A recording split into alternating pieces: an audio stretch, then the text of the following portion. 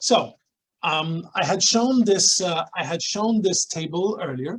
These are the T1 and T2 values for cerebrospinal fluid, gray matter, white matter, and fat inside a 3 Tesla MRI machine.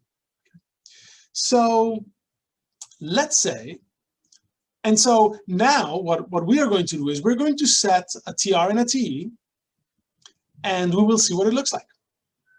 For example, let's say that we set our TR to 3,500 milliseconds and a TE to 10 milliseconds.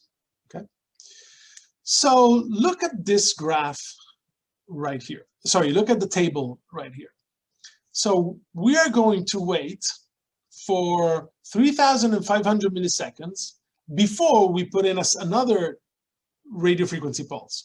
So we're going to let protons relax longitudinally for 3,500 milliseconds before we hit them again.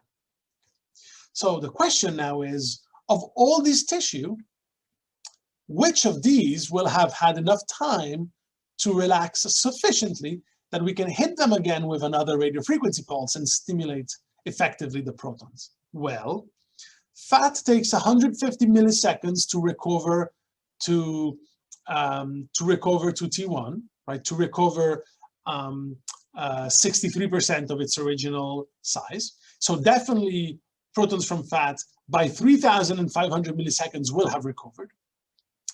Protons in white matter take 830 milliseconds to regrow to 63% of where they started.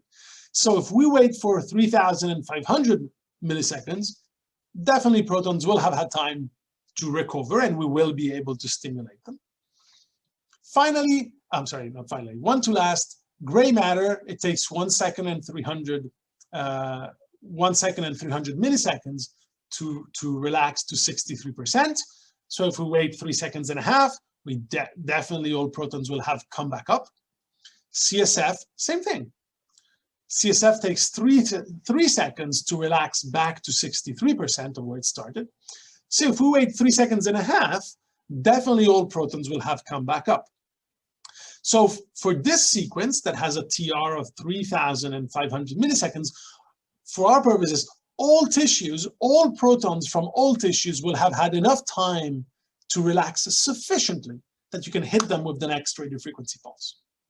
So in other words, our radio frequency pulse will be able to effectively stimulate protons from all the tissues. Now, how about TE? And remember, the longer the TE, the more we're waiting for protons to dephase before we capture the echo or before we snap a picture, so to speak. So let's see. Protons in fat take 35 milliseconds to dephase so much that their signal has shrunk down to 37% of where it started. So if we only wait 10 milliseconds, would we still be able to capture an echo of M0? Will there still be a measurable projection of M0 on the transversal plane? Yeah, absolutely. It might be small because we've waited a little bit, but we will definitely be able to measure M0 on the transversal plane for the protons in fat. How about white matter? Well, white matter, it takes 80 milliseconds for protons to dephase down to 37%. So if we only wait 10, for sure there will be a signal, there will be a measurable M0 on the transversal plane for white matter protons. Gray matter protons take 110 milliseconds, so same thing. If we only wait 10 milliseconds, there'll be plenty of signal we can measure from gray matter protons. Same is true for CSF. It takes 300 milliseconds for protons in CSF to dephase down to 37%. So if we only wait 10 milliseconds, we will definitely be able to measure a signal from M0 in the transversal plane. So how would you expect this image to look like? Well, it looks just like this, and it's known as a proton density. Now, you will notice, so think of it this way. All tissues relax enough that we can stimulate them, so we will get signal from all the tissues. The only difference, we're not even letting tissues dephase enough to see any difference between tissues. So the only differences that you see in color here are due to the fact that the different tissues have different density of protons. And that's why we call this image a proton density. The only thing this image tells us is which tissue has more protons, essentially. Now let's try something a little bit different. Let's say that we have a long TR, so we wait for a long time, and a relatively long TE. Okay. By the way, long and short, I mean them in relative terms. Long with respect to T1, or short with respect to T1 or T2. Okay, to the numbers that you see here. Okay, so let's go through this again. So TR, 3,500 milliseconds. So we already know that all of these tissues will have relaxed enough so that our next radio frequency pulse can hit them and bring M0 into the transversal plane. So that we already knew, just like for the proton density image. Now let's see what happens in terms of T2. We're going to wait 90 milliseconds. So we're going to let protons dephase for 90 milliseconds before catching an echo. So how about, here, let's start from the top. Cerebrospinal fluid, it takes 300 milliseconds for protons to have dephased this down to 37% of where it started. So if we wait 90 milliseconds, protons in CSF take 300 to shrink down to 37%. So after 90 milliseconds, there should still be a good measurable projection of M0 on the transversal plane. So the signal from protons inside CSF should still be pretty strong after only 90 milliseconds. Maybe it has gone down by, I don't know, it has gone down to, let's say, 70% of where it started. I just made up that number, by the way. Gray matter, it takes 110 milliseconds for protons to dephase down to 37%. So if we wait 90, many protons will have dephased, but it's still more than 37% of where it started. So there should still be a measurable signal, a measurable M0 in the transversal plane for protons inside gray matter. How about white matter now? Well, white matter takes 80 milliseconds to dephase all the way down to 37%. So if we wait 90, probably it will be less than 20% of where it started. Finally, fat takes only 35 milliseconds to go down to 37% of where it started. So if we wait 90 milliseconds, my guess is that protons inside fat have completely dephased with respect to each other. And so there will be no signal. We can't see anything. There will be no signal. There will be no measurable M0 from protons inside fat. So how would you imagine this picture to be? Well, probably CSF will be pretty bright, or among these tissues, CSF will be the brightest. Gray matter will be the second brightest. White matter should probably start being pretty dark. Fat should be completely dark.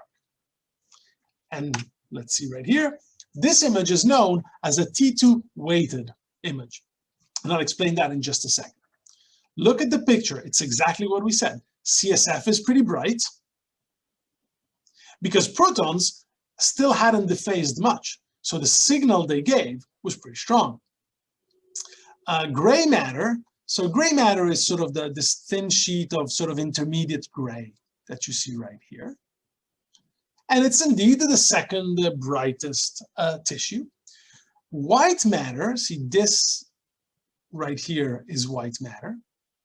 It's all pretty dark. As I said, we've waited so long that protons inside white matter have almost fully dephased. So we don't see, so the signal we get is pretty dark. It's pretty small, which we portray in an image as being dark.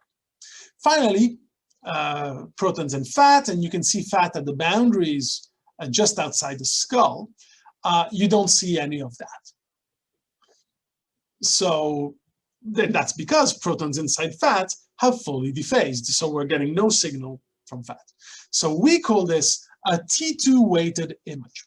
Why do we call it a T2 weighted image? Well, the reason is that the differences in color that you see here have to do with T2 have to do with differences in how long it takes for protons to dephase, right? The bright ones, right? What we did, we got signal from all protons because T1 was very long. And then the only difference between those that are bright or dark, it's because we waited so much, we waited so long before capturing the echo that protons inside certain tissues, white matter and fat, had significantly dephased, and so we just don't get a strong signal from them. So the differences in color that you see right here all come from differences in T2. And that is why we call this a T2 weighted image. All right, we have 2 more to go. The third one, let's say that now we use a short TR, or maybe I should say an intermediate TR, and then a very, very short TE. So TR, 1,200 milliseconds. So which of these tissues will have had enough time to relax back into B0 so that we can hit them with a radiofrequency pulse? Well, let's look. Protons in fat take 150 milliseconds to realign back to 63% of where MZ started. So if we wait 1,200 milliseconds, protons inside fat, excuse me, will have definitely relaxed back into B0. So we will be able at the next TR to stimulate protons inside fat. The same is true for white matter. It takes 830 milliseconds, so definitely most protons in white matter will have relaxed almost fully into B0. So the next TR will certainly be able, the next radiofrequency pulse will definitely be able to stimulate those protons. How about gray matter? Well, it takes 1,300 milliseconds for protons inside gray matter to relax to 67%. So by 1,200 milliseconds, we're pretty close. We're somewhere around maybe 65%, something like that. So sure, we will be able to stimulate some protons, not quite as well as white matter and fat, but we will be able to stimulate some protons. Finally, CSF. CSF takes 3 seconds to relax to 67%. So if we only wait 1,200 milliseconds, we're not giving enough time for protons to fully relax into B0. So this means that our next radiofrequency pulse will definitely be able to stimulate protons in fat. So we will be able to take protons in fat and put them down in the transversal plane. We'll definitely be able to stimulate protons in white matter. For the most part, we will be able to stimulate protons in gray matter, but we should be unable to stimulate protons in CSF. So we will get no signal from protons in CSF. CSF should probably be pretty dark, because our radiofrequency pulse will not be able to push them in the transversal plane. Okay, so that said, so now that we know that we will get signal from fat, white matter, and for the most part gray matter, but not from CSF, what happens with respect to T2 and TE? So we have a short TE, so we're not going to wait for long for protons before they dephase. So all of these, so we should see protons in fat because they haven't had enough time to dephase much. We'll definitely see protons in white matter because they definitely haven't had enough time to dephase significantly. It takes them 80 milliseconds to dephase down to 37% of where they started, and we're only waiting 10 milliseconds. So they haven't dephased appreciably. And gray matter, definitely they haven't dephased sufficiently. Of course, remember, however, that gray matter, we didn't quite excite those protons as much because they hadn't all relaxed. CSF, well, we couldn't push CSF in the transversal plane, so it doesn't matter. There's no M0 to begin with, so it doesn't matter how long we wait for protons to dephase. So what does this image look like? Well, as we said, so fat outside, definitely pretty bright. The white matter, which you can see it here, pretty bright. right? Exactly as we said it, as we said when we were going over the table. Gray matter, see, gray matter is a little bit darker right here. See, and this is a little bit darker than white matter, of course, because we weren't able to stimulate those protons well because our T1 was a little too short. And finally, CSF, right here, completely dark, because we didn't let enough time for those protons to realign with B0, and so we couldn't stimulate them. So we couldn't create an M0 in the transversal plane, and so there's nothing to measure. Now this image is known as a T1 weighted image. And see, it's called a T1 weighted image because the only differences that you see here in color have to do with T1, have to do with how long did we allow protons to relax into B0 before hitting them again. The protons that we could hit gave a signal, and we can see them here as pretty bright. The protons that we couldn't hit look dark, like CSF. So the only difference in this image is about how long did we wait for protons to dephase. And so we call it a T1 weighted image. Finally, the last case is if we have a TR that is short and a TE that is very long. Let me walk you through it. So let's start with T1. So we know that the TR is 1200 milliseconds. So protons in fat and proton in white matter will have almost fully relaxed. Protons in gray matter, for the most part, will probably have relaxed. Protons in CSF, nothing. So we will be able to effectively stimulate protons in fat with the next radiofrequency pulse, effectively stimulate white matter protons, and kind of effectively stimulate protons in green matter. But definitely, we won't be able to stimulate protons in CSF. Now look at what we're doing with the TE.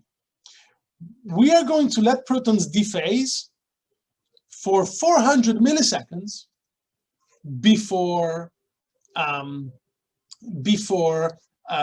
this 400 milliseconds is a big exaggeration. We usually don't use these long TEs. It's just to make the case. What does it mean? Well, how much signal should we get from protons in fat if we wait 400 milliseconds before taking a picture? Well, none. All protons will have fully dephased, right? How long, what happens to the protons in white matter? Well, they take 80 milliseconds to go to 37% of where they started. So if we wait 400 milliseconds, protons in white matter will have fully dephased. There'd be nothing to see. The same is true for gray matter. And of course, it doesn't matter because we couldn't stimulate the proton in CSF, but the same would have been true for protons in CSF.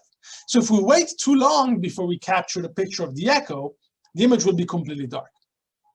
And that's why we refer to this image as not a great image. Because in a sense, we're not waiting for enough time for all protons to recover into B0 before we try to stimulate them. And even whatever we manage to stimulate, we wait so long for it to dephase that there'll be nothing to see. Right? And these three, the proton density, T1 and T2, are the principal kind of images that in our field we tend to use. So again, to bring all this together, if I were to come to you and say, hey, here's my sequence, what do you think about it? Here's the parameters I chose, what do you think about it? You would want to ask two questions. You would say, okay, given the TR, which tissue will have enough time to relax sufficiently that we can hit it again with our next radiofrequency pulse? And remember, you want to make sure that the tissue you want to see, for us, typically gray matter, has had enough time to relax so that we can get signal from protons inside gray matter. And then the second half would be, okay, let's set, given the TE of this sequence, you want to think, well, you know, this is saying how long am I going to wait for protons to dephase before I take a picture? And of course, you want to make sure that the tissue you care about hasn't dephased so much that you can't see it. All right, let me give you a big recap so far, because we've spoken about a lot of things in these last 3 videos.